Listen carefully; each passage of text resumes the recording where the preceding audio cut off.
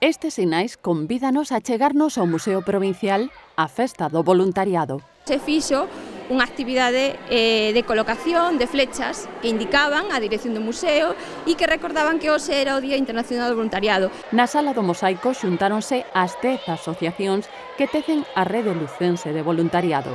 A experiencia da rede é un traballo moi positivo, nos permite estar en contacto coa realidade social, nos permite saber exactamente o que está pasando, cales son as demandas dos cidadáns, cales son as súas preocupacións, nos permite acercarnos á realidade. Nos en Asnais temos un grupo de entre 25 e 30 voluntarios para un número de participantes ao redor dos 60-65. Polo que, claro, sen un grupo amplio de voluntarios non poderíamos levar a cabo as actividades, xa que nos, por exemplo, os fines de semana temos 2-3 actividades simultáneas. En Juan Soñador actualmente las personas que están colaborando como voluntarias están desarrollando apoyo y actividades en los proyectos de atención a la infancia y adolescencia.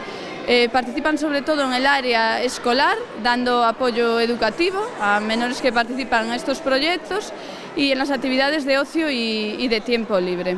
Xogos de preguntas e respostas e unha sopa de letras foron parte das probas da xincana de acción voluntaria que se desenvolveu ao longo da tarde con outros retos como Teníamos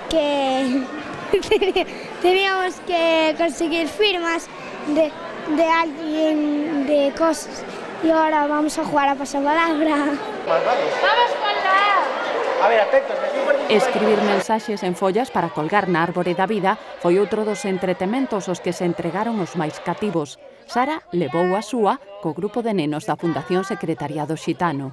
Compañeros, amigas, Lorena. Voluntariado é poñer un grauiño de area para axudar os demais sen esperar nada a cambio. Unha idea que Gloria transmitiu coa lectura dun texto que titulou Sementa unha vida. A intervención coreográfica da Compañía de Danza da Universidade de Santiago foi o colofón da xornada lúdica que este ano fixo visible o labor do voluntariado co lema Froito da solidariedade. Eche outro conto.